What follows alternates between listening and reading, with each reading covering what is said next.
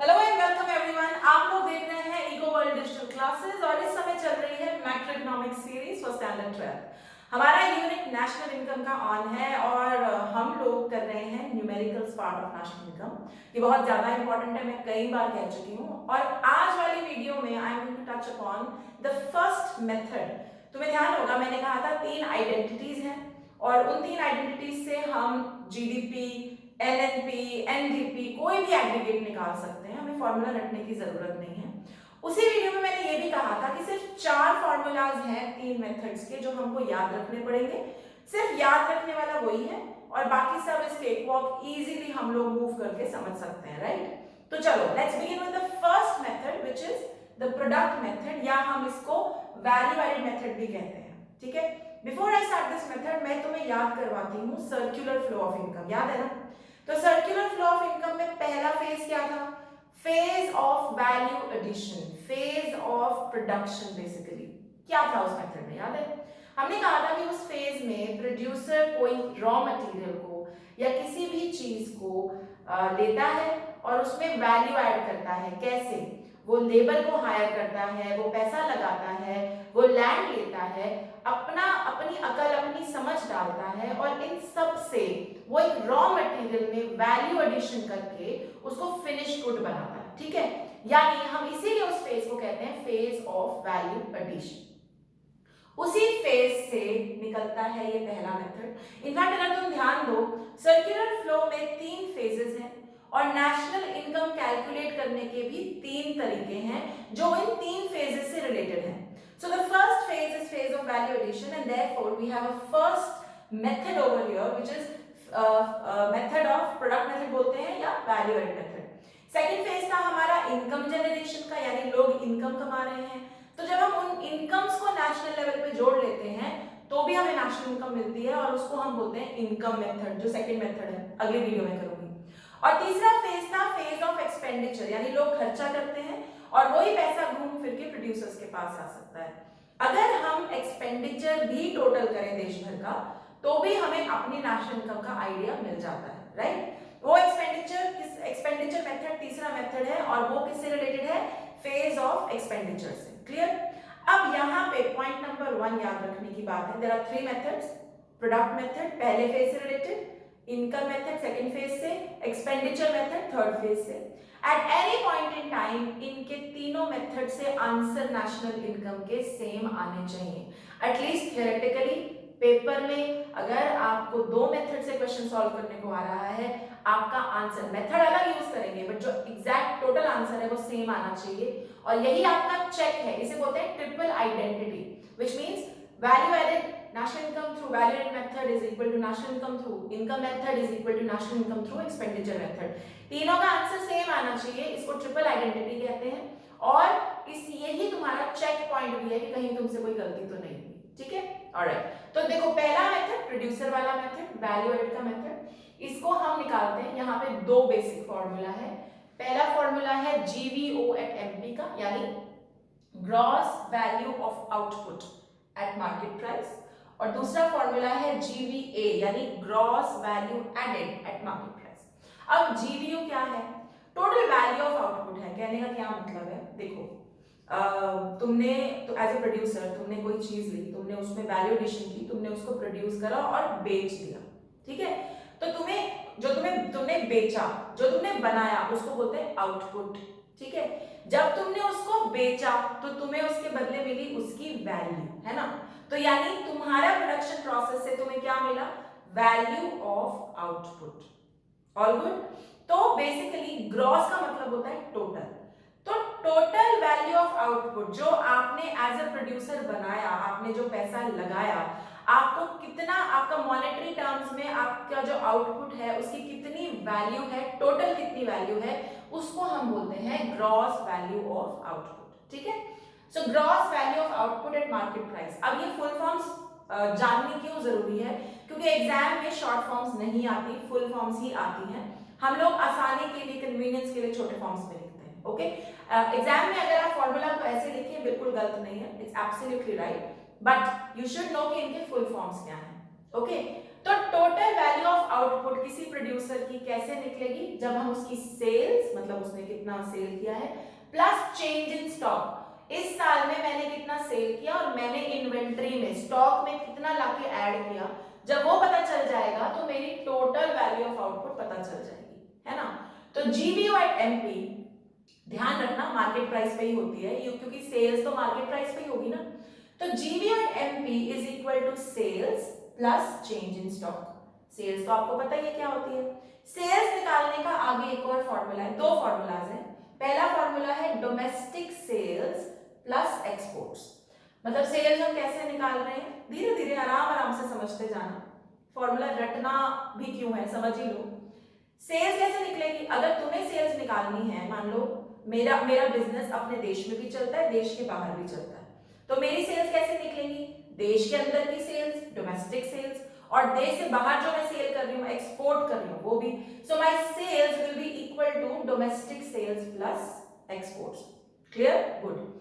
Plus change in stock, यानी मैंने इस साल में इन्वेंट्री में कितना पैसा डाला, मतलब मुझे रॉ मटेरियल चाहिए तभी तो मैं आगे अपनी प्रोडक्शन प्रोसेस करूंगी, तो रॉ मटेरियल का भी तो स्टॉक बना के रखना पड़ेगा ना, तो उस पर भी तो पैसे लगाने पड़ेंगे, तो वो चेंज इन स्टॉक। अब चेंज इन स्टॉक कैसे निकलता है, तुम लोग अकाउंटेंसी पढ़ते हो, तुमको पता है, it is closing stock minus opening stock. इस फॉर्मूला को भी समझाती हूँ। For example 1 January 2019 is your opening stock, आप जानते हैं ना। 1 जनवरी 2019 को तुम्हारे पास 300 वैल्यू का स्टॉक था, एंड 31 दिसंबर 2019 तुम्हारे पास 1000 की वैल्यू का स्टॉक है। तो यानी साल भर में तुम्हारा स्टॉक कितना एडिशन हुआ, उसकी वैल्यू कितनी बढ़ी है, 700 से। कैसे, 1000 माइनस 300, यानी 300 तो पहले भी था, लेकिन क्लोजिंग स्टॉक 1000 है, तो साल भर में कितनी एडिशन हुई है, 700 की। आगे क्लियर। तो formula in simple terms is GVO at MP is equal to sales plus change in stock. Sales का formula domestic sales plus exports, या चेंज इन स्टॉक का formula closing stock minus opening stock. Clear, okay. Sales का alternate formula भी है, कई बार paper में आ जाता है, इसलिए बता रही हूँ। सेल्स कैसे निकलती है, अगर तुम्हें पता करना हो कि तुम्हारी इन मनी टर्म सेल कितनी हुई, मान लो मैंने 10 चीजें बनाई, ठीक है, और हर चीज 10 रुपए की थी, तो मेरी टोटल सेल कितने की हुई, 100 रुपए की। प्राइस इंटू क्वांटिटी, 10 की प्राइस 10 की क्वांटिटी, मैंने टोटल कितना पैसा कमाया, 100 रुपए। बस वही मैंने यहाँ पे फॉर्मूला लिख दिया, सेल्स का फॉर्मूला प्राइस इंटू क्वांटिटी, खत्म। Okay, now first things first, कुछ टिप्स है नेशनल इनकम अकाउंटिंग में जिनका आपको ध्यान रखना है अगर आप आसानी से इसे करना चाहते हैं।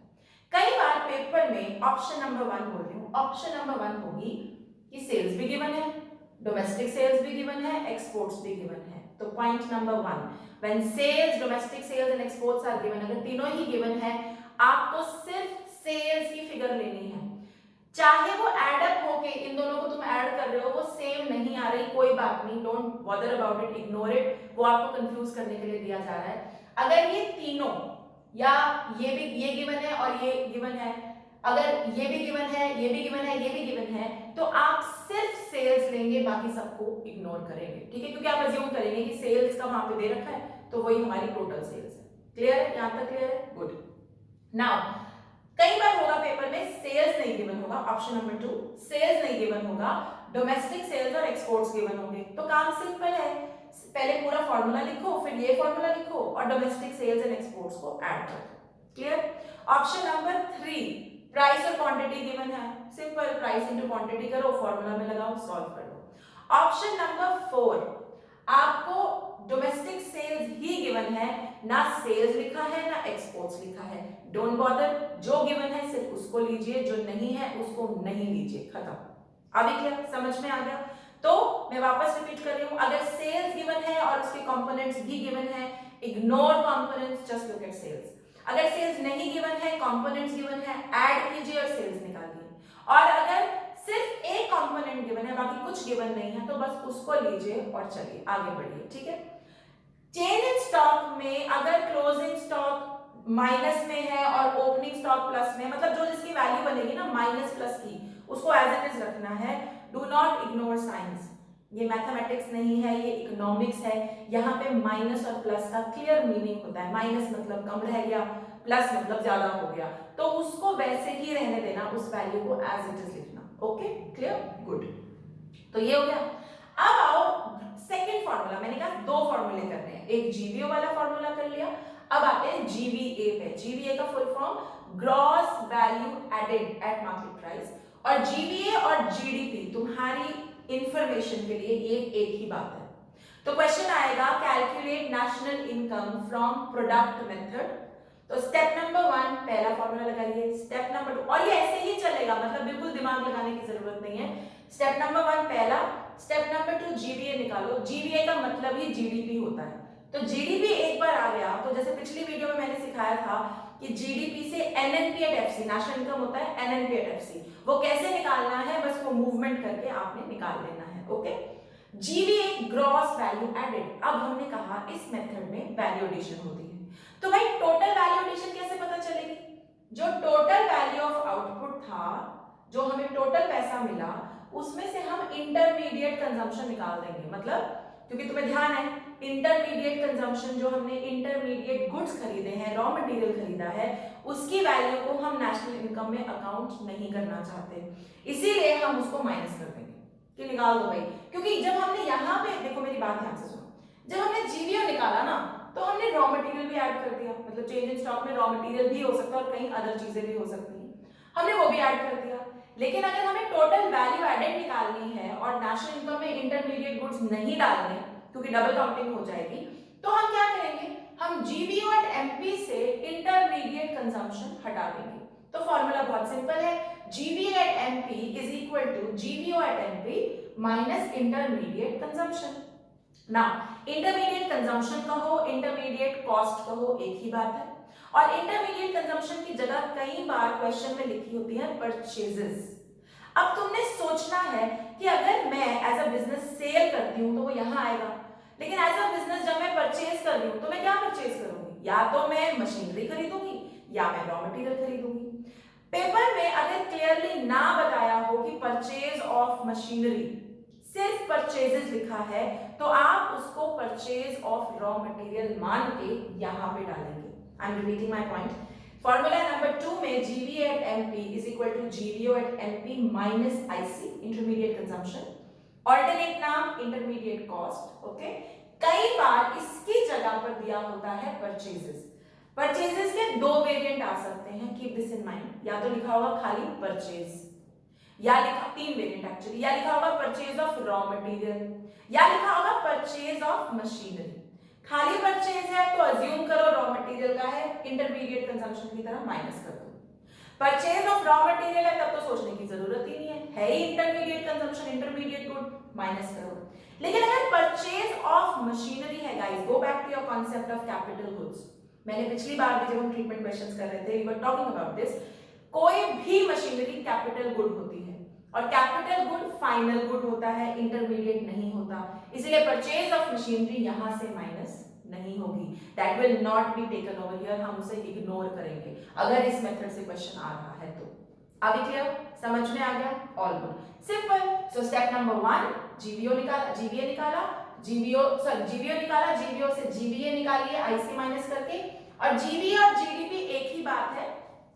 तो अब मुझे अगर जीवीए यानी जीडीपी से नेशनल इनकम निकालनी है, मैं यहां लिख रही हूं this is GVA at MP, और मुझे निकालनी है एनएनपी एट एफसी, यानी मुझे क्या निकालना है, नेशनल इनकम। तो कैसे निकालूं, ग्रॉस टू नेट जाना है, gross minus net is equal to depreciation. तो ग्रॉस में से माइनस कीजिए डेप्रिसिएशन।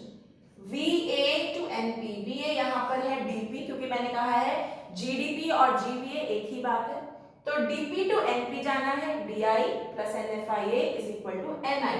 तो क्या हम करें, NFIA ऐड करो, मार्केट प्राइस यहां है, फैक्टर कॉस्ट यहां है, factor cost plus NIT is equal to market price. तो मार्केट प्राइस से फैक्टर कॉस्ट जाना होगा तो क्या करें, NIT।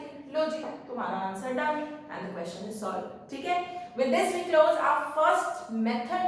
अब मैं एक वीडियो में इसके प्रिकॉशंस भी करवाऊंगी, लेकिन फिलहाल ये न्यूमेरिकल मेथड इस तरीके से करना है, बहुत simple, 2 formulas, third one move the identity and you are done। ठीक है, I hope you are clear with this method. अगर आप लोग मुझे YouTube पे देख रहे हैं, like share subscribe and comment करना बिल्कुल मत भूलिएगा। Till then bye bye.